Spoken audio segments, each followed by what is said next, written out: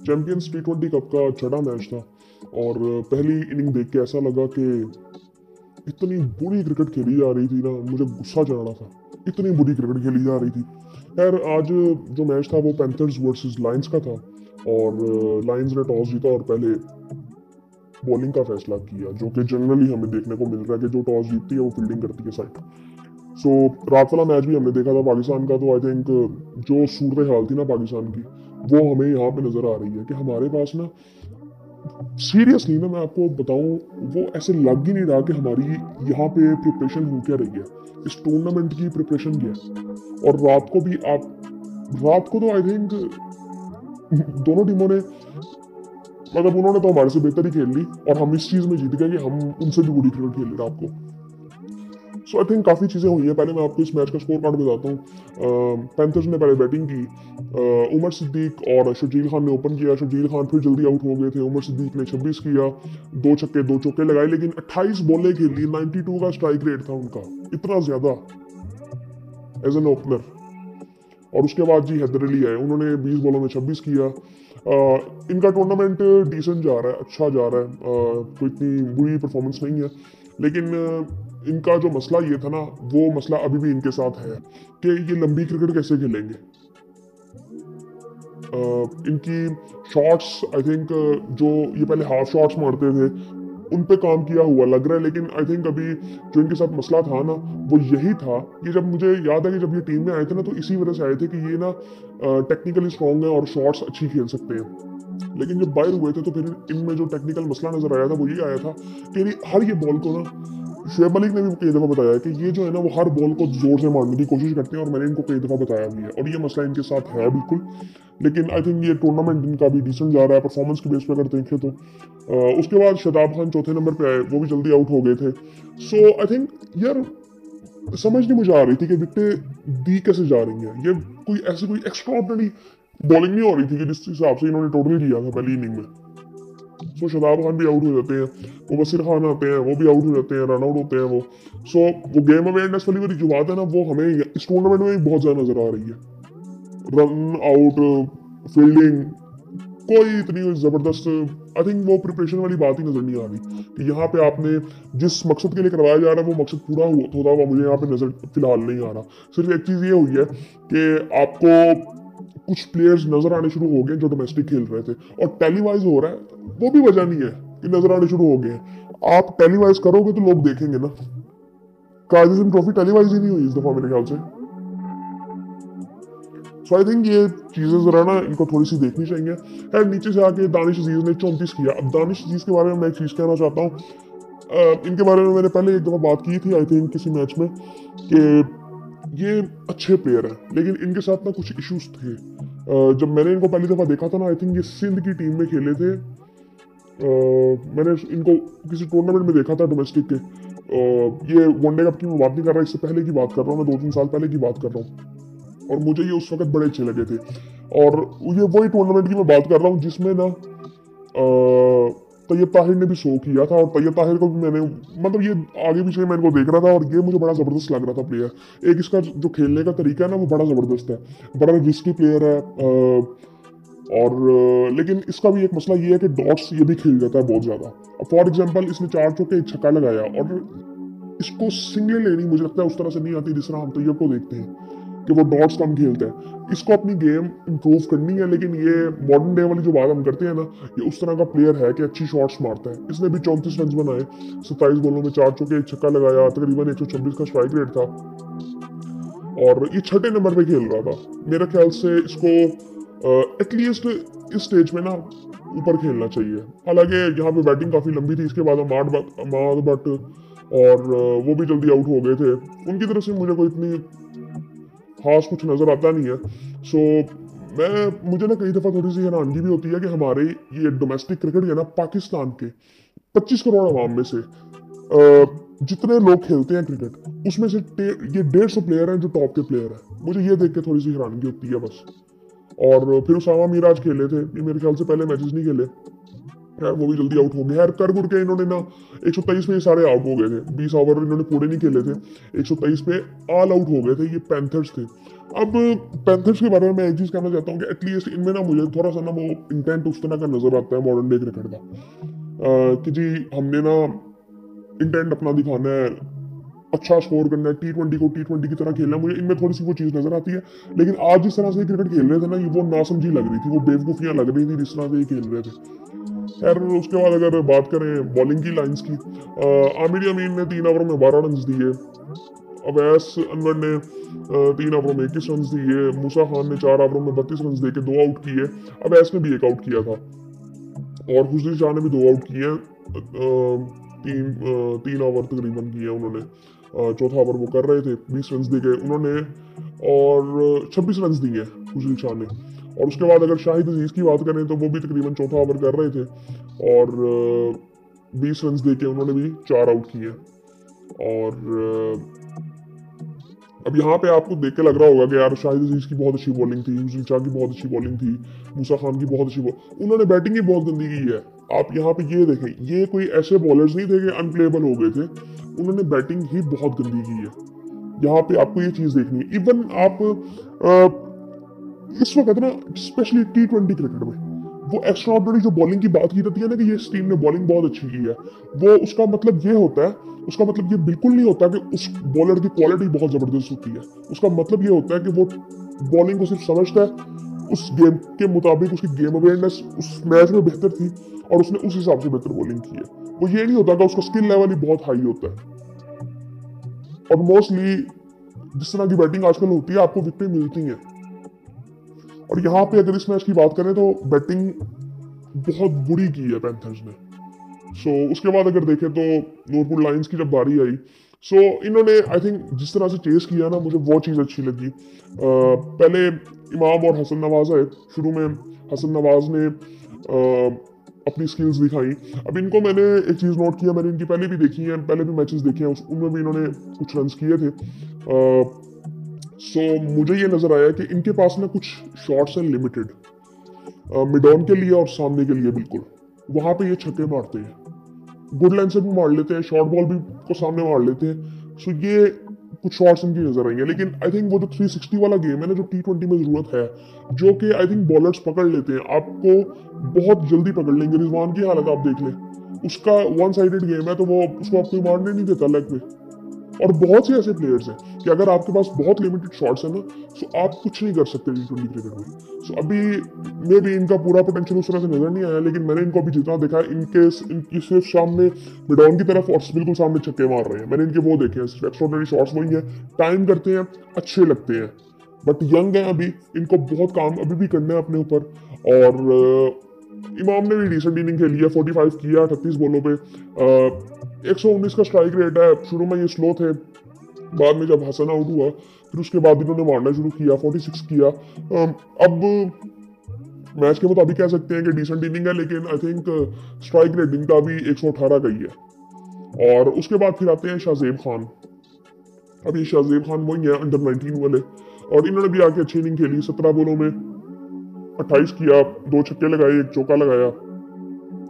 इस बंदे में थोड़ा सा ना वो नजर तो आता है कि फॉर एग्जांपल ये अच्छे बॉलों को भी मैंने इसको छक्के मारते हुए देखा है, लेकिन अच्छा इसका भी गेम भी ना उधर है, मिड ऑन में और सामने है, इसका गेम भी उधर है, ये कट अच्छी मारता है। स्वीप भी आई थिंक अच्छी मारता है, ये मैंने इसकी इनिंग्स देखी थी। आई थिंक अभी ये मिच्योर है, अब ये नहीं कर लेना चाहिए कि बिल्कुल ही इसको रेडी कर लो, पाकिस्तान टीम के लिए रेडी है, बिल्कुल ऐसा कुछ भी नहीं है। अभी इसके ऊपर बहुत काम होने की जरूरत है, इसको अपनी स्किल्स में बहुत काम करने की जरूरत है और खुद करने की जरूरत है। आप हर मतलब हमारे यहाँ पे कौन सा ऐसा स्ट्रक्चर है कि जो आप कहो कि यार आपको हाथ पकड़ के हर चीज करवाई जाएगी, कुछ नहीं होगा ऐसा। और यहाँ पे हम लोग ऐसे हैं कि हम लोग कहते हैं हमारी कोई उंगली पकड़े और हमें ना चलना सिखाए। अब ऐसा होता नहीं है, आपको खुद सोचना पड़ता है अपने बारे में कि मुझे कहाँ पहुंचना है, उसके लिए मुझे क्या क्या करना है। और ये अवेयरनेस यहाँ पे मुझे बिल्कुल अभी नजर नहीं आती, सिर्फ इस चीज में नहीं, जनरली हर चीज में है। और ये इंसान को अपने बारे में खुद सोचना होता है। और ये तो आप क्रिकेट में देखेंगे, ये आई थिंक गिनती खत्म हो जाएगी, इतने प्लेयर्स हैं। और खुशदिल शाह मेन एग्जाम्पल है, कोई उनकी क्या कहते हैं इम्प्रोवाइज नहीं किया उन्होंने अपनी गेम को, कोई बेहतर नहीं किया अपनी गेम को उन्होंने। उसके बाद दानिश को कोई उसकी उसकी भी परफॉर्मेंस कोई इतनी खास नजर नहीं आई। मतलब मैं किन का नाम लूँ, मुझे नाम एक दो याद आ रही है कि जिन्होंने परफॉर्म की है। एक हुसैन तलत है, और दूसरा हैदर अली की थोड़ी थोड़ी इनिंग है, और एक और था जिसकी हम बात कर रहे थे, आई थिंक उस एक और प्लेयर की हम बात कर रहे थे, आई थिंक जिसने परफॉर्म किया था। वरना ओवरऑल देखे तो कुछ भी कोई इतनी खास किसी ने भी कोई इनिंग नहीं खेली हुई। बॉलिंग में भी एक वो था, बॉलिंग में एक नजर आया था ऐसा, पता नहीं उसका नाम भी दानिश था, वो कल के वीडियो में मैंने बात की थी। सो वो थोड़ा बेहतर लगा था कि रेगुलरली वो एटलीस्ट आउट कर रहा है वो। लेकिन असल में मुझे ना एक चीज जो ये नजर आती है ना कि ये हम क्वालिटी की बात कर रहे हैं ना इस टूर्नामेंट की, भाई कई दफा पता ही नहीं चलता कि ये बॉलर किस क्वालिटी का बॉलर है। पता नहीं क्यों इंटरनेशनल में जाके वो पता चल जाता है कि ये किस तरह का बॉलर है, किस तरह की बॉलिंग कर रहा है, बैट्समैन कहाँ पे तंग हो रहा है, यहाँ पे नहीं पता चलता। मे बी प्रोडक्शन की क्वालिटी उस तरह से नहीं है, पता नहीं क्या वजह है, लेकिन यहाँ पे उस तरह से पता चलता नहीं है। सो मेरे ख्याल से प्रोडक्शन क्वालिटी की वजह से शायद उस तरह से पता नहीं चलता। खैर इन्होंने अच्छी मतलब बैटिंग की, और 2 विकेटों के नुकसान पे 15 ओवर में, 15वां ओवर चल रहा था और 124 इन्होंने चेज कर लिया। सो ये अच्छी बात है कि इन्होंने चेज जल्दी किया, वरना मैच को लंबा नहीं लेके गए ये, और 2 आउट इनके हुए थे। सो बाकी ओवरऑल आई थिंक रात वाला मैच आई थिंक बड़ा डिसअपॉइंटिंग था कि जिस तरह से हमने खेला ना रात को, बहुत ही गंदी क्रिकेट खेली है। पहले बॉलिंग गंदी की, बॉलिंग में एक दफा कम बैक करके दोबारा हमको मैच दिया, फिर उसके बाद बैटिंग घटिया की हमने। सो आई थिंक ये चीजें देखने वाली थोड़ी सी हैं। और मुझे जो लग रहा है ना, कल आकिब जवेद भी नजर आए थे ड्रेसिंग रूम में, वो बैठे हुए थे एज अ कोच हैं, और मुझे जो लग रहा है ना कि ये जो इनको जो मौके मिल गया ना, ये प्लेयर्स आपको खेल रहे हैं, अगर इन्होंने परफॉर्म ना किया ना, मैं इंक्लूडिंग बाबर आजम का नाम ले रहा हूँ, मैं मोहम्मद रिजवान का भी नाम ले रहा हूँ शायद, मुझे लगता है कि अगर इन्होंने अपनी गेम, रिजवान की यार गेम बहुत ही बुरी है इस वक्त यार, वो फंस जाता है बिल्कुल ही ऑफ साइड पे।